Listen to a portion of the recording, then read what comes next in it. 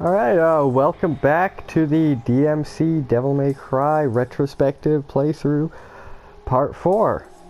Sorry about the delay. I got caught up in something yesterday that I had to tear myself away from to get back to this. And I'll have a little sneak peek of that up later, but there won't be any more of it coming for quite a bit until I'm at least halfway done this playthrough. Shit, I had to get a couple new skills, but oh well.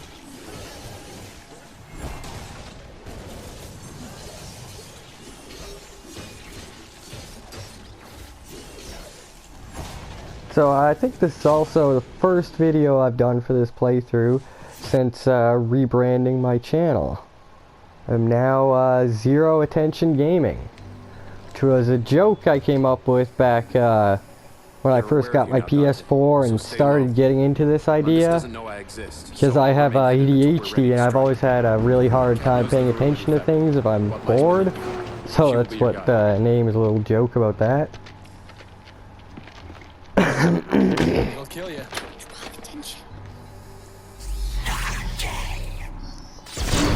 This right here is my biggest complaint with this game: the cameras. This was such a cool idea, but the way it's done in the game, it's like, why even bother? Because we're already being dragged into limbo regardless without the cameras, so the whole thing with having to destroy them is like, what? Why bother? And if they were looking out for him, why did they only notice him when he smacked that can away? Like, I get why they kept the cameras in, because that was like their first, you know, one of their original concepts. But,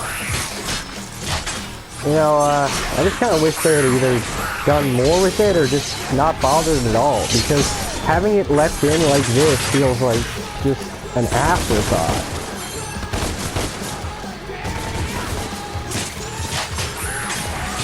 Still, that having a separate button for launching is throwing me off. But, you know, much as I've said my piece about disliking how the cameras were utilized in this level, this was actually what got me to give the reboot a chance, this level, because this was the demo level. Because believe me, I was just as much against the idea of a reboot as everyone else, so for me, as someone who watched Mega Man kind of go to shit, well, at least the X series anyway, well, X8 was pretty good, but 6, 7, 5 even, and then seeing like Onimusha, I still to this day don't understand why that franchise was let go. Because Dawn of Dreams, like Devil May Cry 4, was not well received on release. Because people didn't like Nero, they felt that his gameplay was too casualized, and then to get Dante at the end and only have him for 6 levels that were clearly not designed around him, and have him be so complicated to play as, just turned a lot of people off the game. Like, I'm pretty sure I've said before, I couldn't even figure out how to play Dante well until after the special edition, when I had played as Virgil, and I'm like, wait a minute. A lot of his moves in 3 were taken right from Dante, or maybe it's fair to say Dante's gauntlets are taken from him in lore perspective, because Virgil had Beowulf first, and 3 was the first game chronologically. But yeah, like Beowulf and Force Edge were taken directly from Dante's Gauntlet and Rebellion combos. So I'm like, what if I tried replicating the way Virgil fights with his warping with Dante's Trickster? And you know, it took me a little bit of practice, but eventually I got the hang of it, and I feel like that is the core foundation of Dante's gameplay. That you need Trickster to be able to even play as him competently in Devil May Cry 4. But like, yeah, as I was saying with Onimusha, like where 4 was not well received, despite being a very well, like, it was commercially successful, just not popular with fans, and was panned by the critics for being just too similar. Even, they actually completely ignored the vast changes and upgrades it made to how Dante functioned, because even though in some ways he was a step down from his 3 incarnation, it can't be denied just the sheer complexity of his playstyle, once you know what you're doing with him. Great. But Virgil sent me the camera locations. for this Onimusha area. 4 was seen as not only a commercial success, but it was a success with fans, and it was critically acclaimed because of how drastically it improved the franchise. And then they just let the series die after that. I mean, I've often seen people say, and this isn't even like debated like with Devil May Cry, which is the best game. When I see people say that, you know, Onimusha 4 was the best game, people often agree that even if they preferred 1 or 2 or 3, Dawn of Dreams was objectively by far the best game in the series. So, you know, much as I hated the idea of this reboot, I went into this demo thinking, well, if it plays half decent and it's at least fun to play, well, at least one of my favorite IPs survives in some way, because I was also a huge fan of Mega Man Legends, and I'm still pissed over what happened with 3. Like, it was dead. It was dead, we had gotten over it, then you brought it back, only to kill it again. Like, was the necromancy really necessary, guys? But, yeah, so when, like, I went in, like, I didn't like the redesign of Dante. Like, I didn't hate it. Like, oh, fuck this guy, fuck the hair, you know. I honestly think that was bullshit anyway. I don't remember seeing anyone who was complaining about just his hair. People didn't like the look, no, but, I mean, it was more than just the hair. I mean, come on. But, you know, I was just not happy because I don't like it when a story I'm invested in doesn't get continuation. And the same carries true for this. I really could care less about seeing Dante's story continue because I don't really care about him as a character. But the setup that is there at the end of this game, where Dante has inadvertently helped destroy the world, and now he is actively atoning by taking on the same role Sparta had in the classics, combined with the setup at the end of Virgil's downfall, that made for a really, really interesting setup for a sequel. Like, I would have personally, if I could have my way, this is what I'd want. And I've actually said this before, and, you know, people have agreed it would be pretty cool a few times.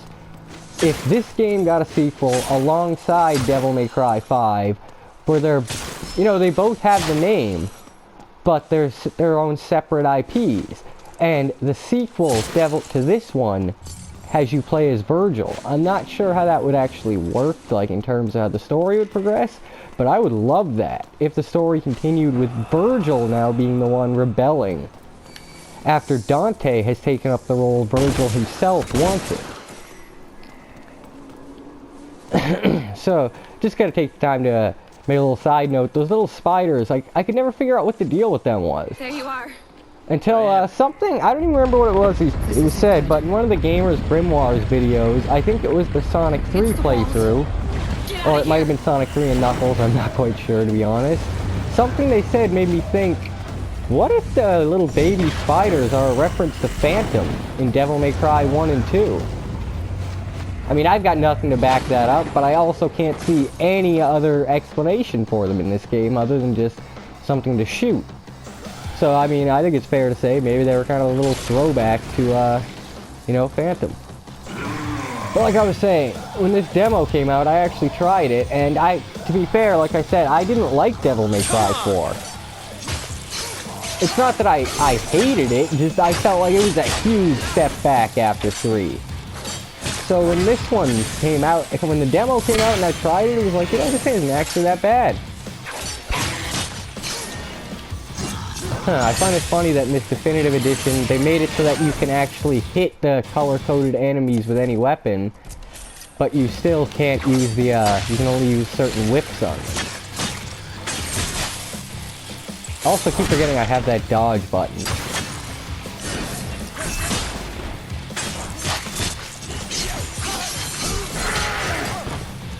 And yeah, so I tried the demo and it was like, you know, this isn't half bad, and with Mega Man Legends being dead, Mega Man X, well, there's really nowhere to go with that. It should have ended at X5 because that's where it ties into Zero. But with the Zero series ending, the ZX series being let go, which personally I was never a fan of ZX, so that's just because I could not find my way around that map at all. Gameplay-wise, I actually really liked it. Story-wise, too. I really liked the way the X series led into like Zero and ZX tried to get more story heavy, which is also why I really do like this game's story on a conceptual level. I like what they were going for, even though it's not exactly original, but it's just, the execution was just not good. I do defend some parts, like I've said before, how I personally like the dynamic of the brothers in this game. But, yeah. So it was like, you know, Onimusha's dead.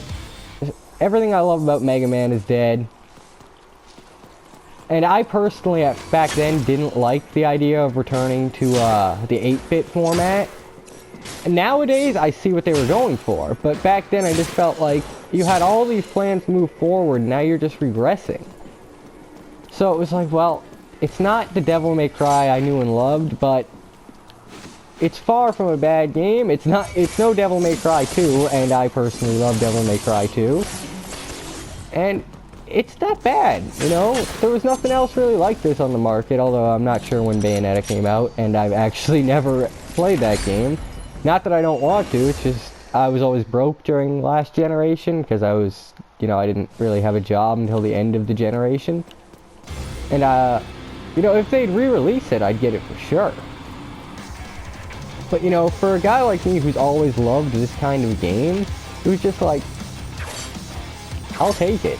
I mean, it's far from terrible.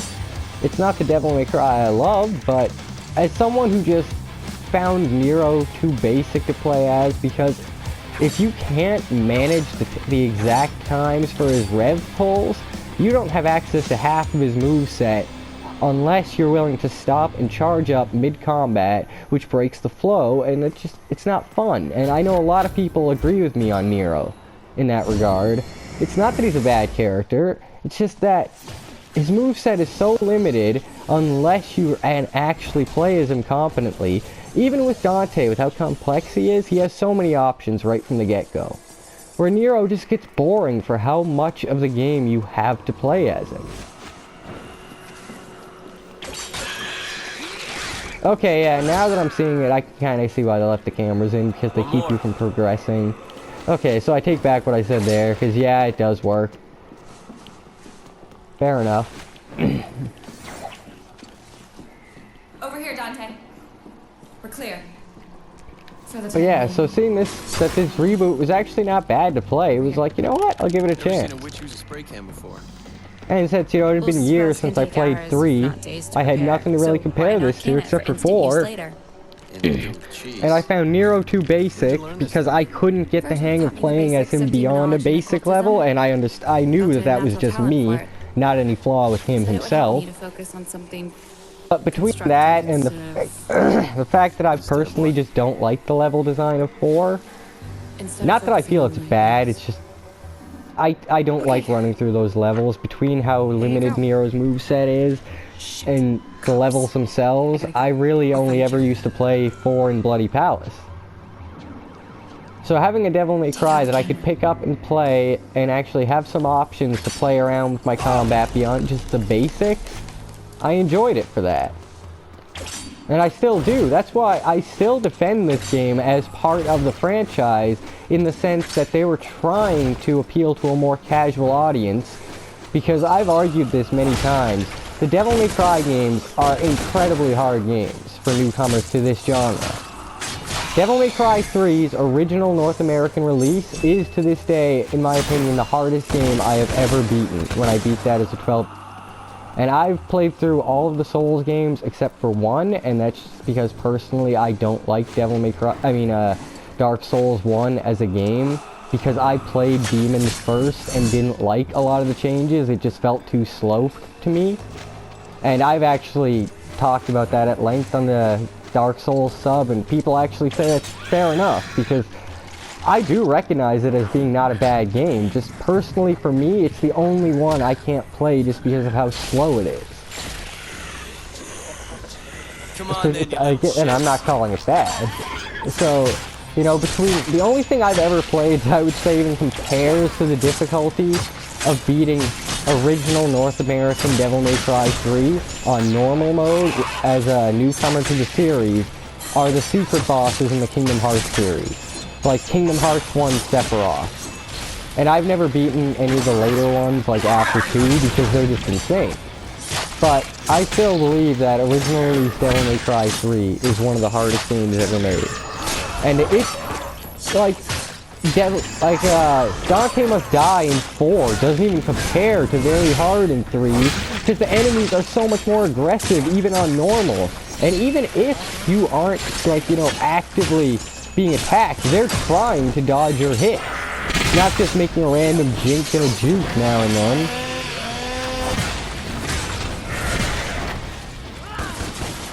But,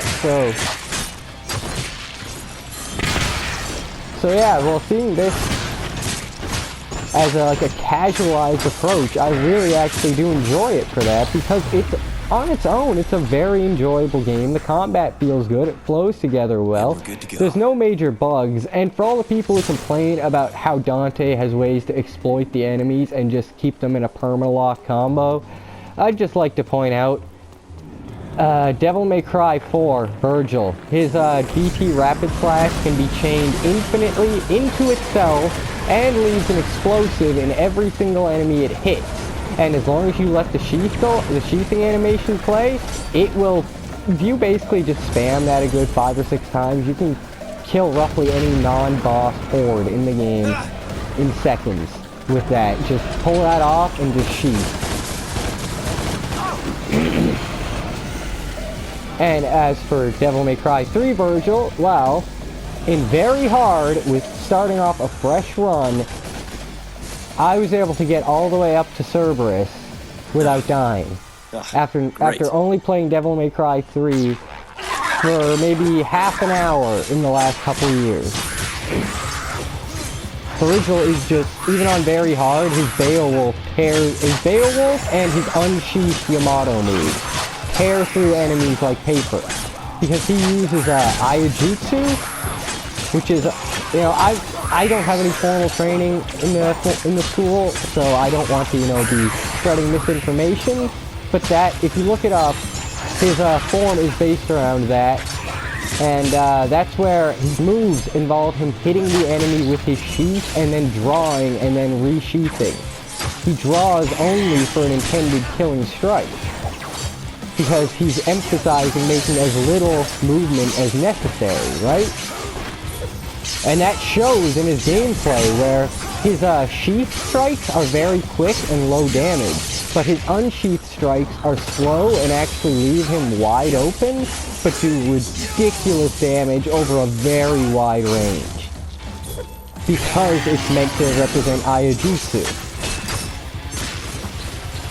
Which, that's actually fascinating, because that's why so many characters here to fight like Virgil, that only drawing your sword and then cutting your enemy down in a flash before they even realize it after you've resheathed, that's Iajutsu. It's an anime stylized version of it. For the perfect video game example of what's known as the Aya draw, or the draw slash, look at the scene at the beginning of Metal Gear Rising: Revengeance, where Jetstream Sam slices off Raiden's arm. You can see, as Raiden goes to hit him, Sam swings the sheath blade up as he moves his other hand into position to unsheath. What he's doing there is moving the blade into position and drawing it in one seamless swing. By doing this, the sheath is in trajectory, but when you draw, the blade comes in at a completely different trajectory, which makes it very, very difficult to anticipate or defend against.